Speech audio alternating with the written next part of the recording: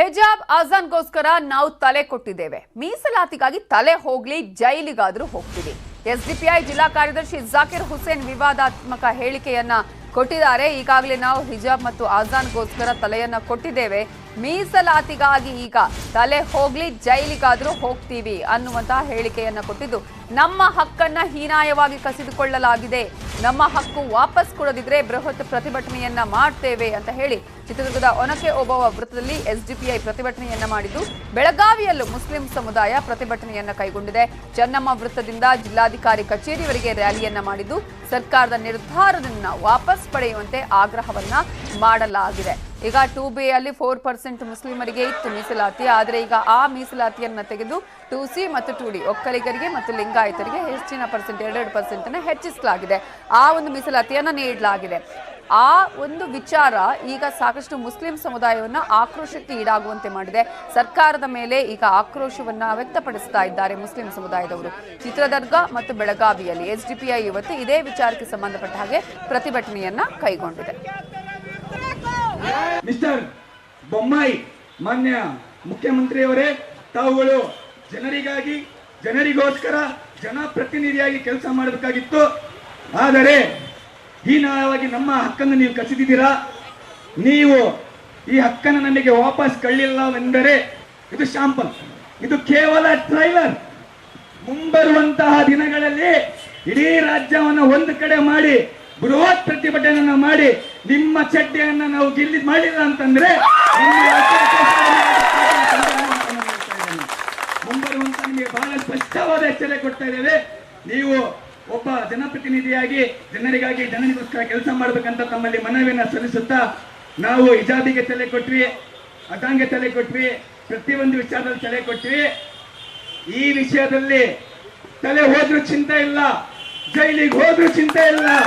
ನಾವೆಲ್ಲ ಮಾಡಿದೀವಿ, CA ಹೋರಾಟ ಮಾಡಿದೀವಿ, ಅದಕ್ಕಿಂತ ಉಗ್ರ ಹೋರಾಟನ ಮಾಡ್ತೇವೆ. ಮಿಸ್ಟರ್ ಮೀಸಲಾತಿಯನ್ನ ಕೊಡದೇ ಇದ್ದಂತಹ ಸಂದರ್ಭದಲ್ಲಿ ಇಡೀ ರಾಜ್ಯದಾದ್ಯಂತ ಮುಸ್ಲಿಂ ಸಮುದಾಯವನ್ನು ಒಟ್ಟುಗೂಡಿಸಿ ಬೃಹತ್ ಪ್ರತಿಭಟನೆಯನ್ನ ಮಾಡ್ತೀವಿ. ಇಲ್ಲಿವರೆಗೂ ನಾವು ಆಜಾನ್ಗಾಗಿ ತಲೆ ಕೊಟ್ವಿ, ಹಿಜಾಬ್ ವಿಚಾರಕ್ಕೆ ತಲೆ ಕೊಟ್ವಿ, ಇನ್ನು ಮುಂದೆ ನಾವು ಯಾವುದಕ್ಕೂ ಬಗ್ಗಿಸೋದಿಲ್ಲ. ತಲೆ ಹೋದ್ರೂ ಪರವಾಗಿಲ್ಲ, ಜೈಲಿಗೆ ಹೋದ್ರೂ ಪರವಾಗಿಲ್ಲ, ನಮಗೆ ಮೀಸಲಾತಿ ವಾಪಸ್ ಕೊಡಲೇಬೇಕು ಅಂತ ಹೇಳಿ ಈಗ ಸಿಎಂ ಆದಿಯಾಗಿ ಸರ್ಕಾರಕ್ಕೆ ಎಚ್ಚರಿಕೆಯನ್ನ ನೀಡಲಾಗಿದೆ.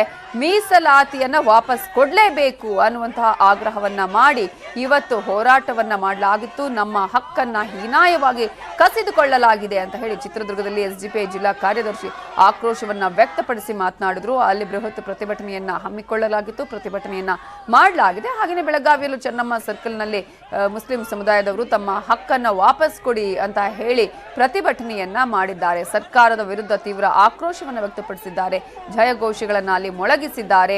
ನಮ್ಮ ಹೋರಾಟವನ್ನ ಹತ್ತಿಕ್ಕೋದಕ್ಕೆ ಯಾರಿಂದಲೂ ಸಾಧ್ಯ ಇಲ್ಲ.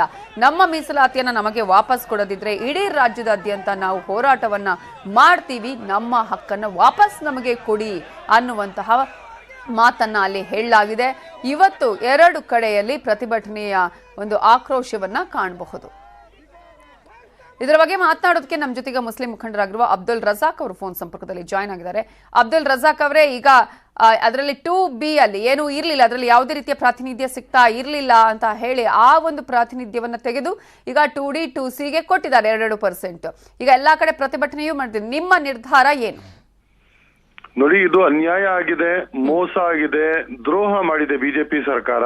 ಯಾಕೆ ಅಂತ ಹೇಳಿದ್ರೆ, ಇವಾಗ ನೀವು ಆಕ್ಚುಲಿ ಧರ್ಮಕ್ಕೆ ಮೀಸಲಾತಿ ಇಲ್ಲ, ಆದ್ರೆ ಜಾತಿಗಿದೆ ಅಂತ ಹೇಳೋದೇ ಒಂದು ಇದು.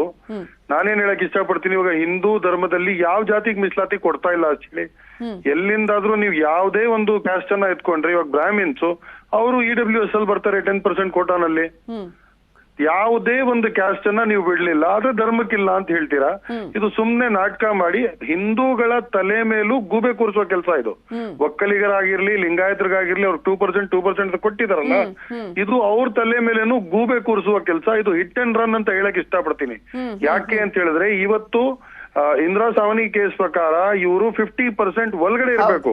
ಸುಪ್ರೀಂ ಕೋರ್ಟ್ ಆದೇಶದ ಪ್ರಕಾರ 50% ಒಳಗಡೆ ಇಕ್ಕಿರ್ಬೇಕು ಸೀಲಿಂಗ್. 56% ಹೋಗಿದೆ. ಯಾರಪ್ಪಂದು ಏನ್ ಹೋಗ್ತಾ ಇತ್ತು, ಅಕಸ್ಮಾತ್ ಇವರು 60%ಗೆ ತಗೊಂಡು ಹೋಗಿದ್ದಿದ್ದಾರೆ. ಮುಸಲ್ಮಾನರು ಕೊಟ್ಟಿರುವ 4% ಅನ್ನ ಇಕ್ಕಿ ಇವಾಗ ಒಕ್ಕಲರಿಗೆ 2%, ನಮ್ಮ ಲಿಂಗಾಯತರಿಗೆ 2% ಅಂತ ಕೊಟ್ಟಿದ್ದಿದ್ರೆ ಯಾರು ಕೇಳ್ತಿದ್ರು? 9th ಶೆಡ್ಯೂಲ್ ಅಲ್ಲಿ ಪಾಸ್ ಮಾಡ್ಕೊಳಕ್ಕೆ ನೀವು ಕೇಂದ್ರ ಸರ್ಕಾರದ ಒಂದು ಆಶ್ವಾಸನೆಯನ್ನ ತಗೋಬೇಕು. ನೀವು 9th ಶೆಡ್ಯೂಲ್ ಅಲ್ಲಿ ನೀವು ಅದನ್ನ ಅಪ್ರೂವಲ್ ತಗೊಳಕ್ಕೆ, ಲೋಕಸಭಾ ರಾಜ್ಯಸಭಾದಲ್ಲಿ ಪಾಸ್ ಮಾಡಿ ನೀವು ಪ್ರೆಸಿಡೆಂಟ್ ಅಸೆಂಟ್ ತಗೊಳಕ್ಕೆ 56% ತಗೊಳ್ಳೋರು 60% ತಗೊಂಡ್ರೆ ನಿಮ್ದೇನ್ ಹೋಗ್ತಾ ಇತ್ತು? ಅದೇ ನೀವ್ ಏನ್ ಇಷ್ಟ ಪಡ್ತಿದ್ದೀರಾ ಅಂತ ಹೇಳಿದ್ರೆ ಮುಸಲ್ಮಾನರು ಕೇವಲ ಈ ರೀತಿಯಾದಂತಹ ಒಂದು ಪ್ರಾತಿನಿಧ್ಯ ಕೊಟ್ಟಿದ್ದೀವಿ ಅನ್ನೋದಕ್ಕೋಸ್ಕರ ಮಾತ್ರ ಅದ್ರಲ್ಲಿ ಯಾವುದೇ ರೀತಿಯಾದಂತಹ ಪ್ರಾತಿನಿಧ್ಯ ಇರ್ಲಿಲ್ಲ, ಆ ತರದ ಅವಕಾಶ ಇಲ್ಲ ಅನ್ನೋದು ಸರ್ಕಾರದ ವಾದ.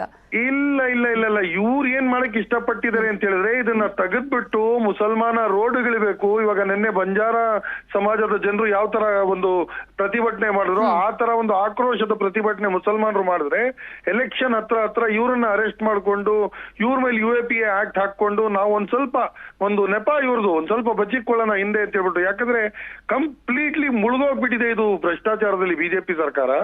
ಇವತ್ತು ನೀವ್ ಏನೇ ಒಂದು ಇಲಾಖೆ ಬಗ್ಗೆ ಎತ್ಕೊಳ್ಳಿ, ಅಲ್ಲಿ ಲಕ್ಷಾಂತರ ರೂಪಾಯಿ ಕೋಟಿ ರೂಪಾಯಿ ಹಗರಣಗಳು ಮಾಡಿ ಸಿಕ್ಕಾಕೊಂಡ್ಬಿಟ್ಟಿದ್ದಾರೆ.